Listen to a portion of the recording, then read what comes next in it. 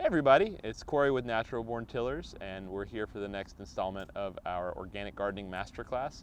We're here at the Delta Corporate Campus. We have our edible campus here, and we're going to talk about one of my favorite vegetables today, everybody's fall favorite, the carrot. They're really easy to grow.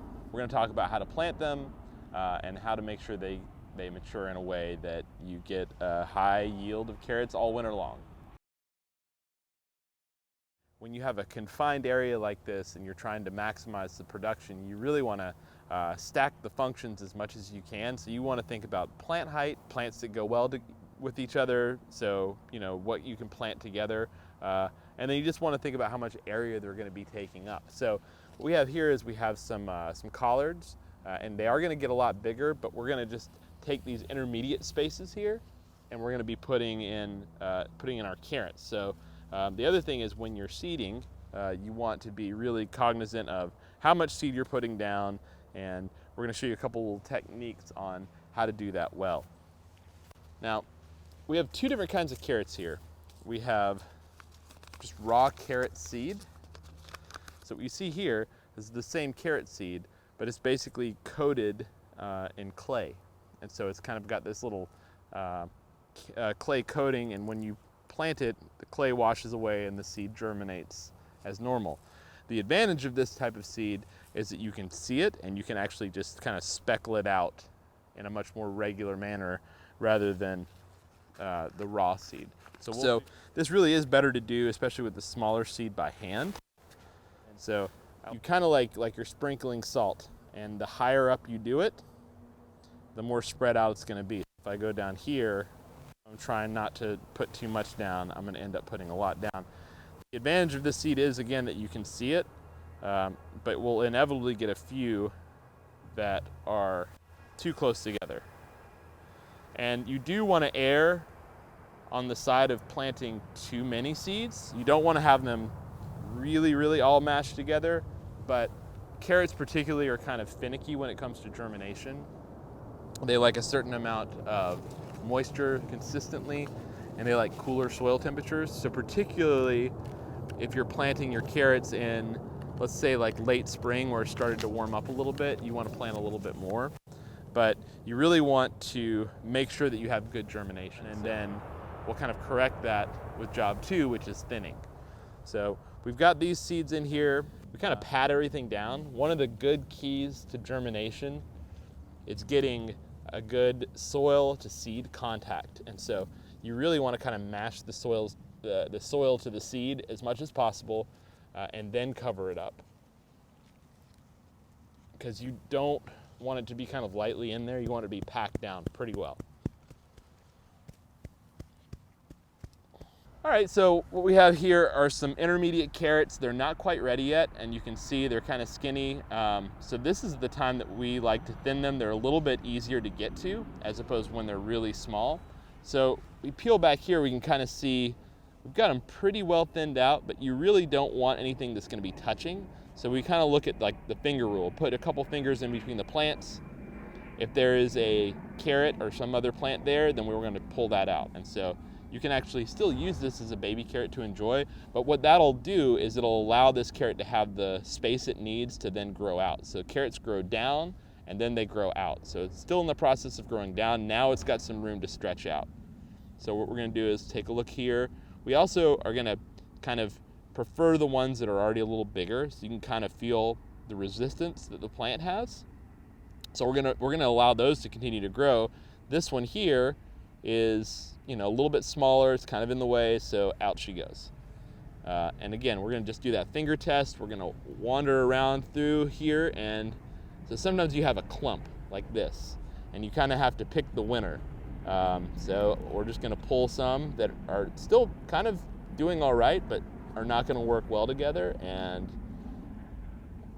the bonus is we get some nice baby carrots to go with it as well. One of our planting strategies is to use the weather to our advantage. So when you're planting something in the fall, you got to think about the sun basically going away for the vast majority of the time, so plants aren't going to grow as fast. And you couple that with cooler temperatures, and you can actually use that to your advantage. So when we planted these carrots, we planted a lot more than we would need because we're going to allow them to continue to harvest throughout the winter. So we planted these in October, September.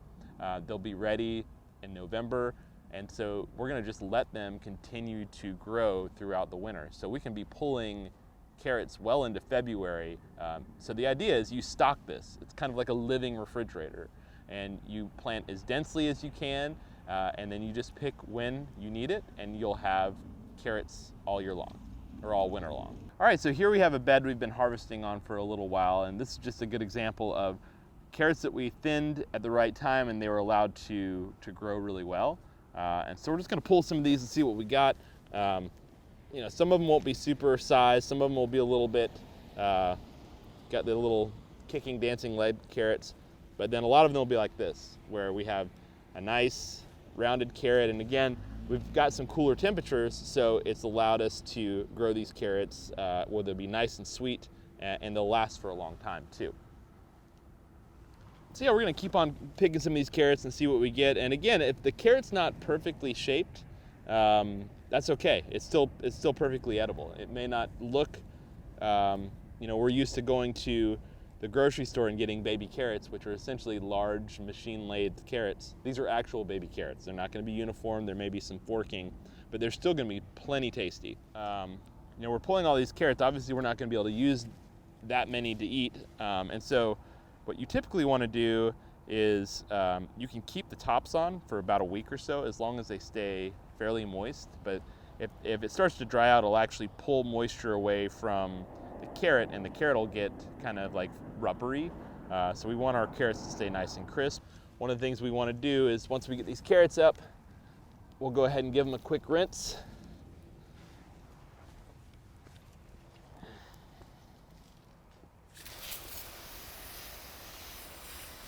A lot of mulch and just little bits of soil that can kind of get in there. I want to get these nice and clean.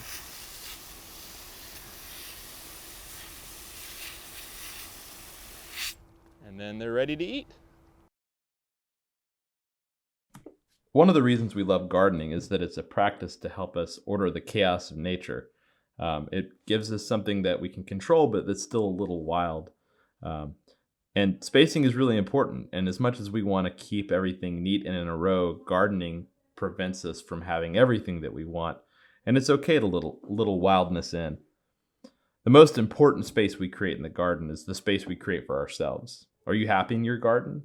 Do you want to spend time there? It should be a place that inspires you. So make sure you give yourself a place to sit back and enjoy all the hard work you've done. A garden really is much more than just a big harvest. So until next time, plant a seed, watch it grow, share the harvest. Take care and eat well. Hey everyone, Andrea with Natural Born Tillers, and to finish off this video, we're actually in my backyard, and I'm going to give you a few tips and methods to protect your plants this winter in those below freezing temperatures. Now, you don't need to cover everything in your garden when it gets below freezing. Things like kale, collard greens, carrots, garlic and green onions, strawberry, a lot of those things just need to be mulched. They don't necessarily need to be covered, but radish, turnip, lettuce, those tender greens and broccoli, those do need to be covered. Those will be damaged by the frost. So you want to create some sort of dome to protect your plants from the frost. You don't want the leaves of the plant touching the frost cloth, because it's almost like you're not using it at all. If you do that, it will freeze. So you want to create a dome, which is super simple if you have a flexible piece.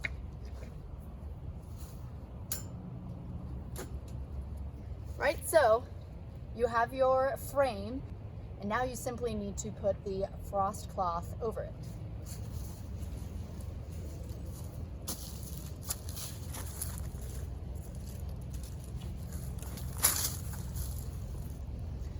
You want to make sure your frost cloth is pretty tight, not to the point where it's of course ripping, but you do want it to be tight so that the wind doesn't come through, because that will of course create cooler temperatures in there.